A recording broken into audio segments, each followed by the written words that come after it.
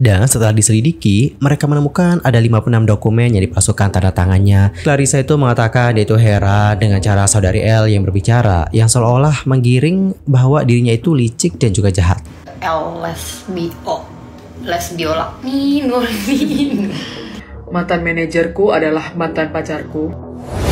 Hello everyone, I'm Mr. Kim and welcome back to my YouTube channel. Guys yang lagi nonton, gimana nih kabarnya hari ini? Apakah dalam kondisi yang baik saja? Atau mungkin sebaliknya ya guys, lagi dalam kondisi yang sebaliknya? Apapun yang terjadi sama kalian boleh menyerah ya guys. Ayolah semangat, fighting. And by the way, buat yang bertanya, aku hair care-nya apa? Ini aku spill salah satu ya guys. Yang aku spill adalah conditioner. Kalau conditionernya sendiri aku pakai Herbal Essence Argan Oil of Morocco. Ini udah aku pakai kurang lebih 1 bulan sih. Dan di note ini tuh bukan endorsement, ini tuh affiliate. Jadi aku kayak jualan gitu loh guys. Hana 1000 setelah aku pakai produk yang ini tuh ngebuat rambut jadi lebih halus, lembut, lumayan harum. Dan juga dapat kalian lihat ya, rambutnya itu nggak kelihatan kusam gitu loh guys. Jadi buat yang pengen coba mungkin bisa langsung cek keranjangnya, oke? Ini apa tujuannya, dan sekarang kita akan lanjut ke topik permasalahan yang akan kita bahas kali ini. Nah teman-teman, yang akan kita bahas kali ini adalah tentang apa yang terjadi dengan Kak Laura Siburian.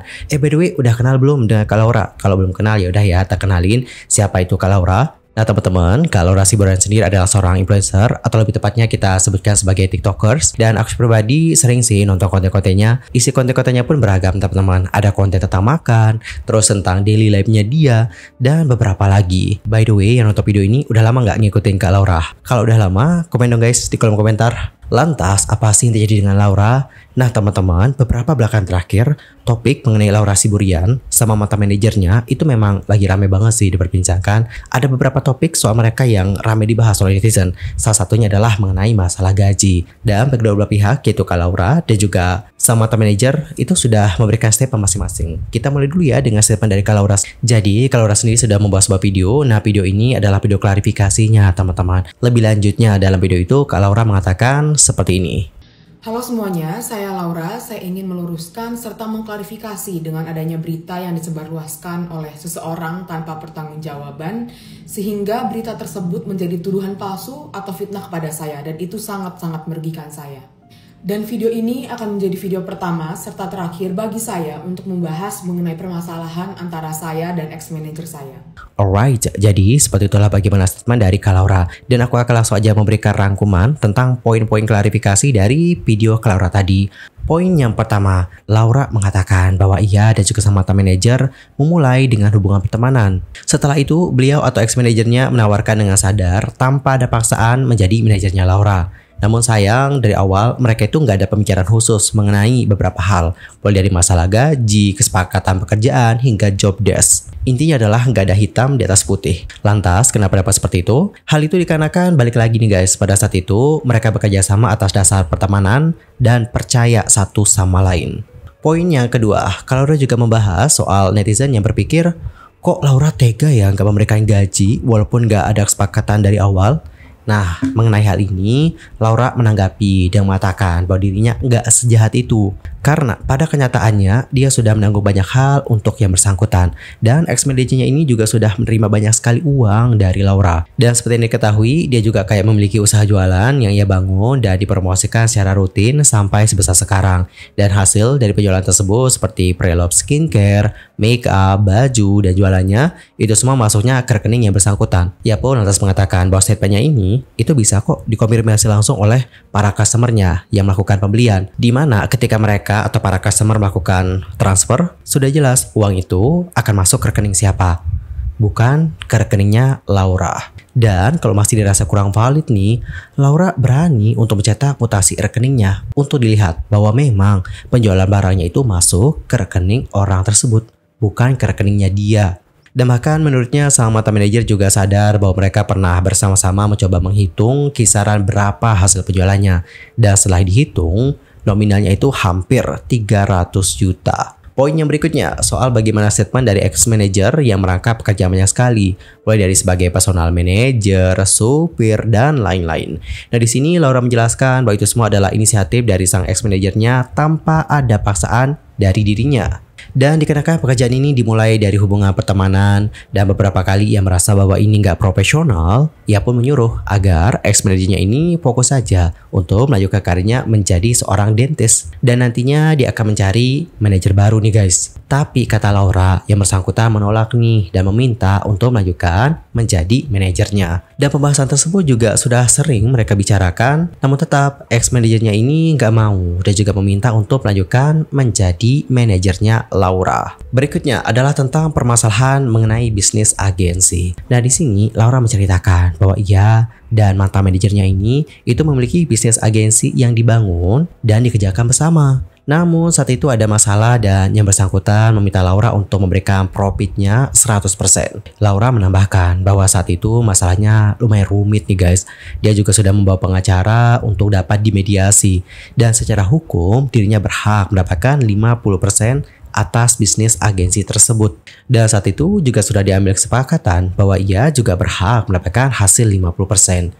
Namun in the end Laura bilang ke pengacaranya agar semua profitnya itu diberikan kepada mantan rekannya itu. Next, poin yang kelima, di sini itu ada dugaan pemalsuan tanda tangan.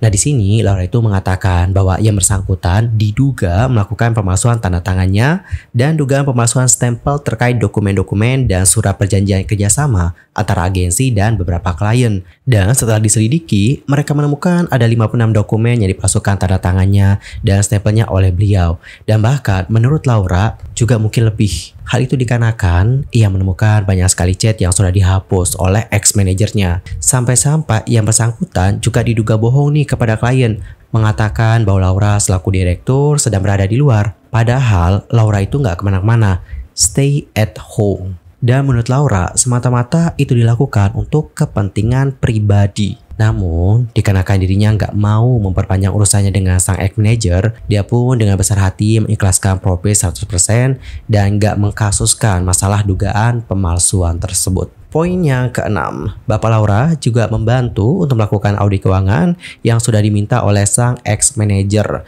Dan setelah dihitung, totalnya lebih dari 100 juta nih guys.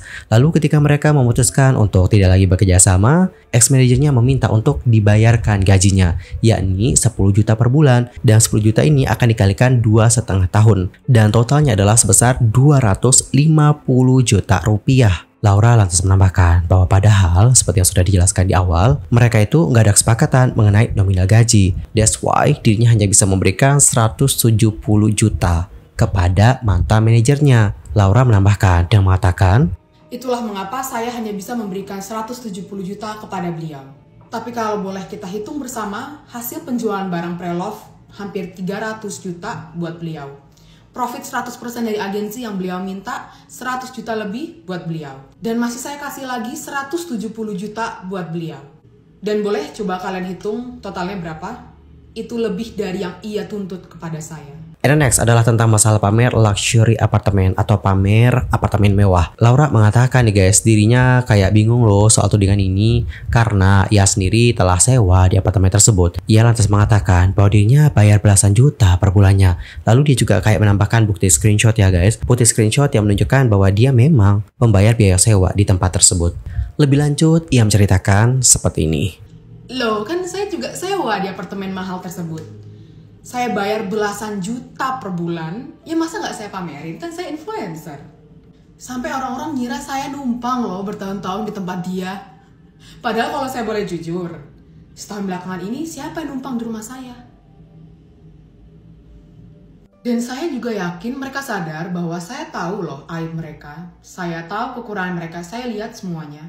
Tapi saya nggak kayak mereka, ngegiring opini dijadiin konsumsi publik, no. Dan kalau saya boleh cerita, alasan kenapa saya baru bisa kasih klarifikasinya sekarang, karena saya nunggu bapak saya masuk ruang operasi dan aman. Dari kemarin itu terus yang saya sampaikan ke manajer saya. Karena pastinya semua brand dan klien mempertanyakan dong kepada saya. Saya cuma bisa bilang, tolong tunggu sampai bapak saya masuk ruang operasi, sampai selesai dan aman. Itu aja. Saya juga mendapatkan record saat beliau lagi live di TikTok dan mengatakan bahwa dia sengaja begini biar saya depresi. And yay, you got what you want. Are you happy now? Gue gak mandi, gak makan, gak sikat gigi, gak keluar kamar 3 hari. Seneng kah? Seneng kayak gitu. Ya, itu aja yang bisa saya sampaikan. Tentunya apa yang saya katakan ada dasarnya dan saya punya bukti yang dapat dipertanggungjawabkan. Namun sayangnya tidak dapat saya tampilkan karena permasalahan ini sudah saya serahkan kepada pihak yang berwenang dan sedang diproses. Terima kasih. Alright, jadi seperti itulah bagaimana statement dari sisinya Laura Siburian. Dan sekarang kita akan lihat bagaimana klarifikasi dari sang mantan manajer yang diketahui bernama Clarissa. Halo semuanya, saya Clarissa sebagai ex-manager yang bersangkutan. Saya izin baca ya karena saya belum pernah buat seperti ini sebelumnya dan saya nggak bagus buat ngomong di depan kamera, but I'm learning. Oke, sebenarnya masalah ini itu udah selesai. Namun karena yang bersangkutan cerita mulut ceritanya sendiri, ada baiknya saya cerita dan berbicara dari POV saya, disertai bukti yang saya miliki. Alright, itu adalah bagaimana kurang lebih statement dari Clarissa dan aku akan langsung aja membacakan seperti apa rangkuman dari klarifikasinya. Yang pertama, di sini Clarissa itu membenarkan ya guys bahwa pekerjaan itu dimulai dari atas dasar pertemanan. Lantas kenapa sih memulai pekerjaan dengan atas dasar pertemanan? Dari sini Clarissa menceritakan bahwa itu dikarenakan Laura sering mengeluh nih guys, bahwa manajer sebelum dirinya pekerjaannya nggak beres semua nih. Dan dari sanalah dia menawarkan diri. Kala itu ia lagi kuliah dokter gigi dan ada waktu baginya untuk melakukan pekerjaan tersebut. Dia pun lantas menambahkan bahwa dia memang mencari pengalaman dan uang saku yang cukup sembari kuliah. Dikarenakan yang bersangkutan pada kala itu mengatakan kepada Clarissa bahwa gaji manajernya di atas 1 juta. Ia pun lantas mengatakan dan juga mengakui bahwa kesalahan terbesarnya di sini adalah gak ada hitam di atas putih atau kayak gak ada perjanjian tertulis gitu loh guys. Biasanya kan kita kalau ada mau kerja apapun ada perjanjian lah gitu. Nah kalau dalam hal ini enggak gitu. Dan di sini dia mengatakan bahwa itu adalah kesalahan terbesarnya dan salah satu kesalahan terbesarnya juga adalah terlalu mempercayai Laura. Menurut Clarissa, inisiatif baiknya itu nggak terbalaskan dengan inisiatif yang sama untuk membayarnya. Dan dikarenakan ia orang yang gak enakan, ketika uang 250 juta dipotong ke 170 juta tanpa alasan, dia nggak menuntut apa-apa. Karena ia tahu itu adalah kesalahannya yang tidak ada perjanjian atau hitam di atas putih dan terlalu percaya. Yang membuatnya miris pada saat itu adalah mantan rekannya ini kayak pamer ke teman kampus atau orang terdekatnya bahwa ia itu digaji 8 juta. Ia lantas menambahkan bahwa mungkin saudari L ini sudah terlalu nyaman untuk dibantu. Yang mana job desk-nya selama bekerja menjadi manajer ya, itu nggak sedikit guys. Mulai dari sebagai manajer, PA, admin finance hingga supir dengan menggunakan mobil pribadinya sendiri. Yang kedua, masalah usaha jualan. Clarissa di sini menyinggung nih guys soal Laura yang mention soal usaha jualan. Mulai dari jualan skincare, makeup hingga baju. Clarissa mengatakan, please untuk take note ya bahwa baju yang dijual itu bukan punyanya Laura. Karena dirinya sudah menjalankan usaha baju tersebut dari 4 sampai 5 tahun yang lalu. Dia lantas menambahkan bahwa baju semua modal dari dirinya, semua dia yang atur hingga bantu desain juga. Menurutnya, kalau memang yang bersangkutan merasa itu punyanya dia, Clarissa meminta untuk sebutin nama pabriknya hingga nama PIC-nya. Kalau bisa disebutin, baru deh kata Clarissa boleh yang bersangkutan mengakui bahwa itu punyanya dia. Berikutnya, kenapa sih pakai rekeningnya Clarissa? Nah di sini sang mantan manajer menjawab bahwa hal itu dikarenakan beliau atau saudari L itu sangat takut dengan yang namanya pajak. Dia menceritakan bahwa kala itu mantan rekannya ini punya penghasilan ratusan juta, namun gak pernah nih membayarkan pajak. Untuk masalah uang, dia mengatakan nih guys kalau uang itu masih ada kok di dia, gak pernah tersentuh. Dan ia juga bisa jamin bahwa uang 300 juta yang di-mention itu gak benar. Kalau saudari L bisa merincikan 300 juta tersebut bisa dikirim ke ia secepatnya. Maksudnya dikirim nih guys rincian-rinciannya itu loh. Selain itu di sini Clarissa juga heran loh, kenapa sih uangnya nggak diambil sama beliau sampai sekarang? Dia bertanya, apakah dirinya ini masih dibawa sebagai kedok uang gelapnya? Dan saya juga heran kenapa uangnya nggak diambil sama beliau sampai sekarang. Kayak apa saya masih dibuat jadi kedok uang gelapnya itu? Ia pun lantas menekankan kalau yang bersangkutan merasa dirugikan secara finansial atau bagaimana, bisa bilang langsung ke Clarissanya, langsung chat dia juga bisa. Clarissa lantas menekankan dirinya itu nggak gila duit dan ia pasti akan mengembalikan duitnya si L. And the next, masalah nggak profesional. Clarissa bertanya, tidak profesional di bagian mana pekerjaan? Ia pun lantas menceritakan tentang ketika ia memohon maaf kepada brand-brand yang pernah bekerja sama dengan mereka. Karena dia itu harus berbohong nih guys demi mantan rekannya ini. Kenapa? Karena ternyata dari zaman sebelum si El ini bekerja dengan Clarissa sampai sekarang, manajer barunya sempat ngomong bersama dengannya bahwa ternyata permasalahannya sama. Si El ini kayak dituding nih guys, belum bisa bertanggung jawab dengan pekerjaannya sendiri. Salah satunya adalah janji draft dan juga posting yang sudah ditetapkan.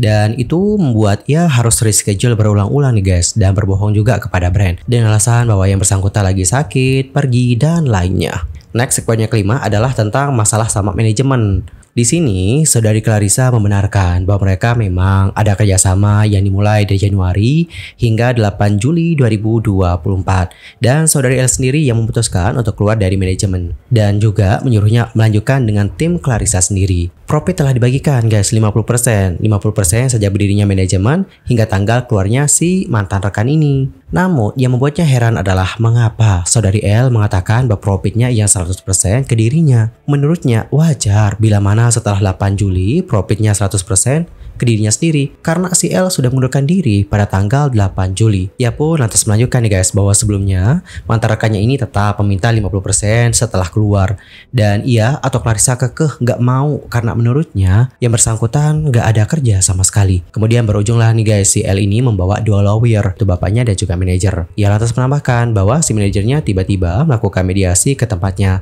dan di sana ia pun mengikhlaskan uangnya. Ia mengatakan dirinya malas ribet dan juga nggak serakah nih guys dengan uang dan ia pun ikutin aja deh apa yang diinginkan oleh yang bersangkutan. Kemudian di sini Clarissa itu seperti kayak menyertakan sebuah video loh guys. Videonya seperti ini, coba disimak ya bareng-bareng. Malas ribet nih aku nih. Allah saya, aku juga sama uang nggak greedy, nggak serakah. Ya? Apa-apa, ayo nah, langsung nah. Ikutin aja dia maunya apa, udah. Ikutin aja. Apa, udah. Nah ya. Rezeki udah ada yang ngatur, daripada ngurusan sama orang ribet, orang serakah. Sorry. Oke, itu adalah video yang disertakan oleh Clarissa dalam klarifikasi tersebut. Next, poin yang berikutnya adalah tentang dugaan pemalsuan tanda tangan dan juga stempel. Untuk lebih jelasnya mungkin kita bisa langsung dengerin ya seperti apa klarifikasi dari saudari Clarissa mengenai hal ini. Dan saya dibilang pemalsuan tanda tangan stempel. Lagi-lagi beliau bilang secara lisan kepada saya untuk meminjamkan CV-nya kepada saya dengan sadar. Karena pada saat itu saya sedang proses pembuatan CV yang baru dan proses pembuatan CV yang baru itu tidaklah mudah. Start dari pendirian akte ke notaris, pembuatan PWP, pengurusan surat-surat ke KPP, kemudian sampai di pembuatan rekening bank. Dan itu memerlukan proses yang nggak pendek gitu ya. Dan sekarang saya dipermasalahkan dengan fasilitas yang beliau berikan. Aku kasihan sama kamu, aku pinjemin kamu CV. Kalau aku mau pinjemin kamu CV, kamu gak ada duit, udah. Saya kirim buktinya juga. Dan ketika saya udah ikhlas dengan uang yang saya berikan, besoknya itu orang tua dari beliau telepon kepada saya bilang, saya udah rujuk si beliau ini untuk ngasih uangnya atau hak kamu sepenuhnya. Saya bilang, oh ya udah, saya udah siap juga, kalau nggak diberikan saya juga udah ikhlas. Kalau diberikan ya puji Tuhan gitu. Dan menurut saya kalau kamu mention 100 juta yang kamu bilang itu udah emang layak buat saya. Karena itu hak saya kerja dengan tim saya. Ya udah, menurut saya nggak perlu ada dipermasalahkan masalah itu. Next, poin yang ketujuh adalah tentang masalah chat yang dihapus. Dan di sini guys, Clarissa itu mengatakan dia itu heran dengan cara saudari El yang berbicara, yang seolah-olah menggiring bahwa dirinya itu licik dan juga jahat. Padahal kenyataannya ya, saat itu HP admin harus cepat-cepat diserahkan kepada yang bersangkutan. Dan HP itu katanya berat banget nih guys memorinya, karena menyimpan SV ke invoice dan juga lainnya. Yang apesnya adalah nggak semua chat itu terbackup. Dia pun lantas menyertakan screenshotnya dan menambahkan bahwa ia nggak mungkin mempersulit hidupnya untuk mengumpulkan data satu persatu ke PIC yang lainnya, dan ia pun juga nggak merestart HP tersebut sehingga bisa dicek. Lebih lanjut, dia mengatakan seperti ini. Saya nggak semua chat itu terbackup, ini ada SF-nya juga.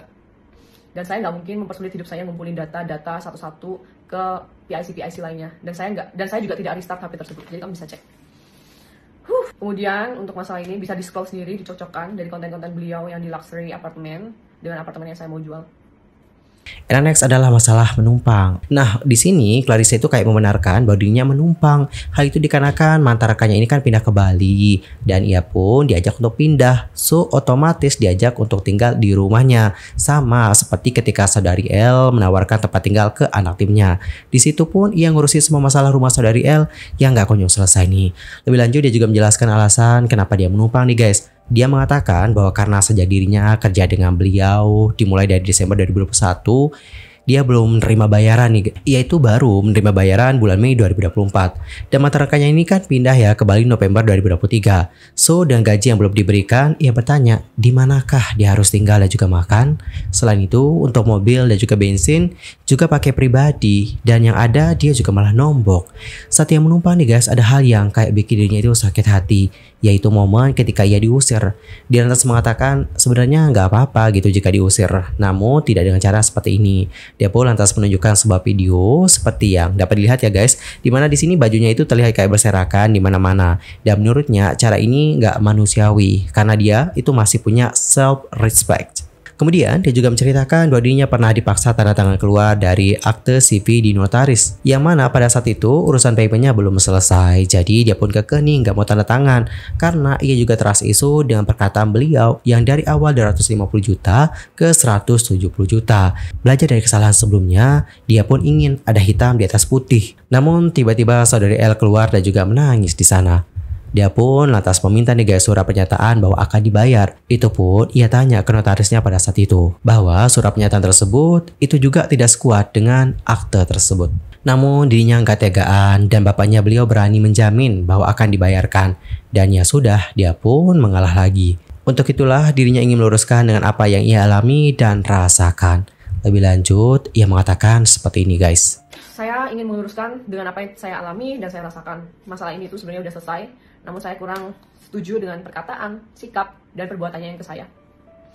Dan ada beberapa hal yang belum saya sampaikan di sini, namun daripada makin jauh urusannya, saya sampai di sini. Semoga dengan adanya peristiwa ini kita sama-sama belajar, dan semoga buat kamu bisa lebih wise berbicara, bisa lebih wise buat memperlakukan orang lain, jangan seenaknya sendiri, tahu tempat kamu berdiri, jangan arogan, karena perkataan kamu tuh harimaumu tanpa kamu sadari. Untuk orang-orang di luar sana, jangan mudah percaya mendengar dari satu sisi. Saya berharap kedepannya tidak ada lagi orang yang diperlakukan seperti ini. Ingat pelajaran ya, kalau kita kerja sama-sama orang lain, meskipun kita udah percaya 100%, harus ada hitam di atas putih, jangan ikuti kebodohan aku. Oh iya, dan please jangan mikir kalau misalnya aku nilep uang kamu. Karena menurut saya, hidup saya selama ini udah sangat berkecukupan, udah sangat bahagia banget. Jauh sebelum kenal beliau, saya juga jauh lebih bahagia dan bisa kemana-mana lah. Hitungannya udah bersyukur banget dengan kehidupan saya. Dan saya memang purely membantu beliau dengan harapan saya juga ingin dihargai dengan pekerjaan saya. Dan saya juga tidak suka dong dibilang menilep uang. Dan saya mau clearkan di sini agar saya tidak disalahkan. Jadi tolong mengerti posisi saya. Namanya saya juga orang kerja, butuh apresiasi. Apa yang saya dapatkan harusnya sama dengan apa yang saya kerjakan. Karena saya sudah ikhlas atas semuanya. Dan buat kamu, kalau misalnya kamu mau ambil uangnya apapun, ambil nggak apa-apa. Memperkaya diri kamu sendiri. God bless you all. Sending all my loves and hugs. Alright everyone, jadi seperti itulah bagaimana statement dari Clarissa dalam video klarifikasinya. Dan guys, di tengah masalah antara Laura sama mantan manajernya, ada nih someone yang bernama Karen. Nah Karen ini itu juga seperti kayak speak up gitu loh guys tentang masalah ini. Namun selama ini, dia tuh nggak pernah nih guys nyebutin bahwa oh yang dimasukkan ini loh, yang dimasukkan adalah Laura loh, nggak sama sekali. Dia pakai nama lain, nama yang dia pakai adalah Mawar. Nah orang-orang itu lantas mengira nih guys bahwa yang dimasukkan dengan nama Mawar di sini adalah Laura sendiri begitu. Dan gak cukup sampai di situ saja, ada juga muncul statement dari Karen yang menyinggung soal orientasi seksual. Jadi dalam secara langsung Karen mengatakan seperti ini guys. Lah dia nggak di Indo, enggak. Ini rumahnya di belakang sini guys. Kalau mau gue samperin tinggal gue samperin, orangnya kagak ada. Yang tanda tangan palsu gimana kak? Sabar ya, lagi dibikin. Beneran palsu dokumen. Gak segila itu sih sebenarnya. Gak segila itu sih. Sabar. Kalau kalian gak deket sama orangnya, kalian gak ngeh kalau omongannya dibolak-balik. Kalau kalian deket sama orangnya, diajar mati-matian. LSBO, lesbiolak nih Nurdin. Kalian yang udah tahu aja deh. Udah dihapus, second account-nya udah dihapus, videonya udah dihapus. Aduh, gue banyak banget lagi yang mau gue omongin tapi gak bisa. Kita mau lanjut bikin materai. Lu gemetaran karena salah dan takut. Gila-gila lu. Sini suruh orang yang ngomong depan gue. Tunggu, aku mau dengerin dulu. Karena pekerjaan ini dimulai dari hubungan pertemanan, sehingga beberapa kali saya merasa Pertemanan profesional. udah nilep 300 juta. Gue yang tahu tengilnya bocil ini tuh beda bener dah sama kembarannya. Hihi. Alright teman-teman, jadi seperti itulah bagaimana kurang lebih statement dari Karen dalam live-nya. Nah guys, usai melihat bagaimana statement dari Karen yang membahas soal masalah lesbiola di situ, netizen pun lantas nge-point out dan juga menghubungkannya dengan Laura. Dan Karen sendiri kembali speak up dan juga mengatakan bahwa dirinya nggak ada tuh mention yang ini, mention yang itu, dan juga ini. Dia nggak ada menyebutkan nama siapapun. Dia lantas menyalahkan netizen yang langsung nge-point out someone. Lebih lanjut, dalam sebuah kesempatan, dia mengatakan seperti ini. Tapi aku mau nanya, would you mention her sexuality? Bukannya itu gak ada hubungannya. Emang gue udah nyebut siapa? Mention sexuality emang gue udah nyebut siapa? Gue udah nyebut nama siapa? Kenapa kalian pointing out orang? Kalau kenapa kalian nuduh orang? Aku gak nuduh siapa-siapa. Aku gak ada nyebut nama, gak ada apa. Ya karena aku udah kayak, aku ngerasa si Mawar itu udah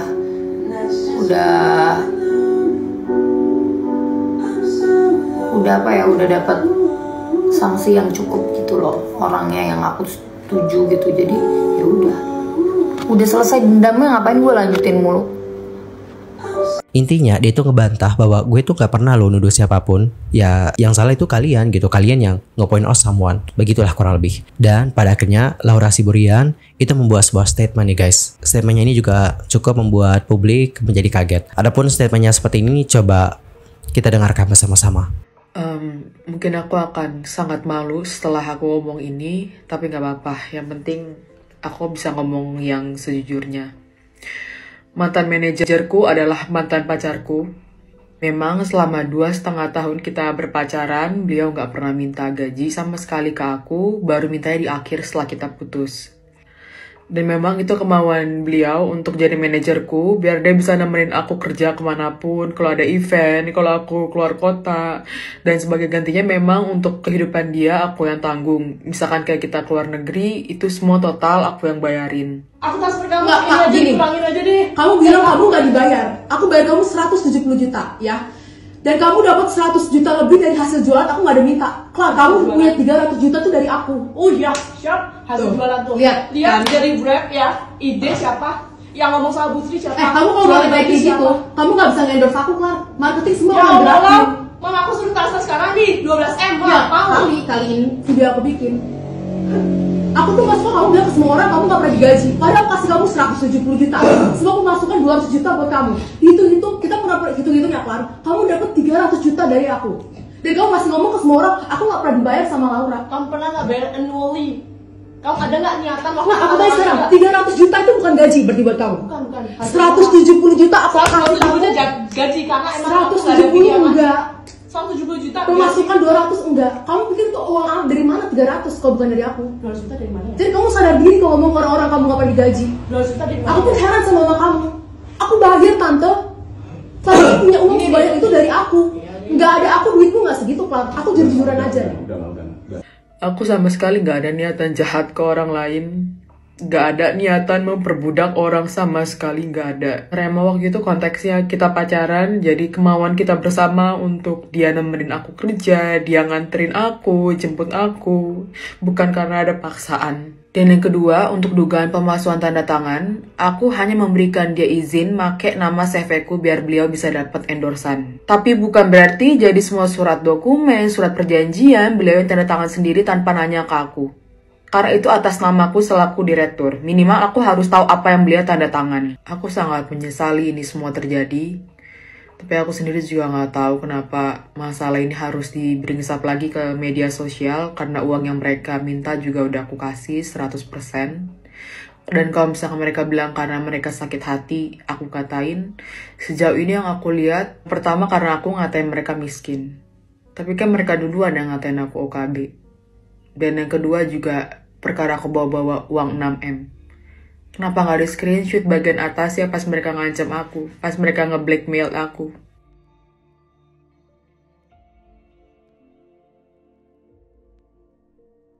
Kalian nggak tahu aku setakut apa kemarin itu pas mereka ngancam mau viralin aku.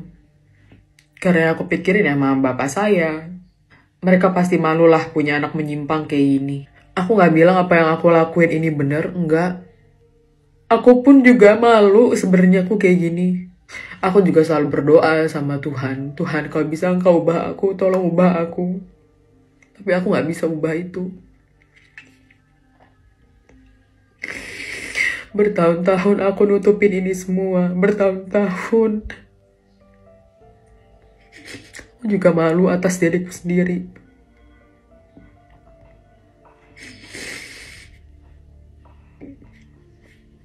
Tapi aku mau makasih banget sama mama dan bapak. Karena sebelum bikin video ini aku minta izin dulu. Mama sama bapak malu gak? Kalau Laura ngomongnya sejujurnya. Dan aku juga mau meluruskan, aku nggak ada sangkut pautnya sama sekali dengan beliau dipecat dari pekerjaannya. Ini bukan yang bermasalah sama aku ya, bukan yang ex-managerku, tapi yang bikin video pertama kali. Dan aku minta tolong banget buat Vince Beach Club, aku sangat-sangat minta tolong kalian bantu klarifikasi. Apakah ini ada sangkut pautnya dengan aku? Apakah aku yang bikin beliau dipecat? Karena aku, I swear to God, aku bisa bersumpah dari Tuhanku, aku nggak ada bikin apapun dia dipecat. Aku aja nggak kenal siapa yang punya, aku nggak tahu. Coba kalau bisa kalian bantu klarifikasi. Aku juga sangat-sangat sedih kenapa ini semua harus berakhir kayak gini. Bahkan aku sampai cerita loh sama Miss Bong. Sumpah Miss Bong tuh baik banget, tempat ternyaman buat aku cerita. Ya nggak apa-apa sih, mungkin kan ada yang geli juga ngeliat aku ngomong kayak gini. Ya karena dulu kita pernah sekeluarga itu. Aku pernah kayak keluarga dia sendiri. Aku sangat hormat dan sayang banget sama mama papanya beliau. Om, tante, koko. Di saat mama papaku belum terima aku, mama papa beliau udah terima aku apa adanya.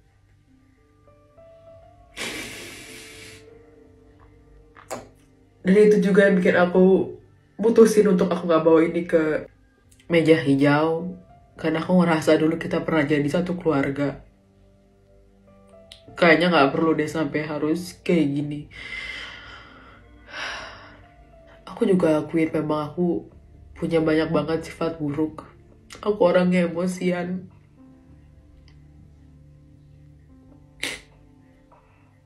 Tapi aku bisa yakinkan aku gak pernah ada niat buruk sama orang. Aku bukan orang jahat.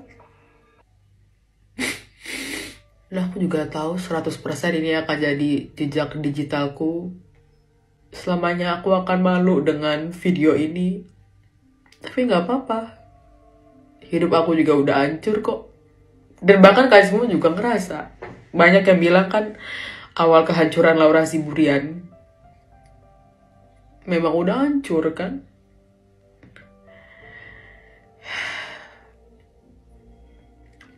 Terakhir aku mau minta tolong sama kalian kalau boleh.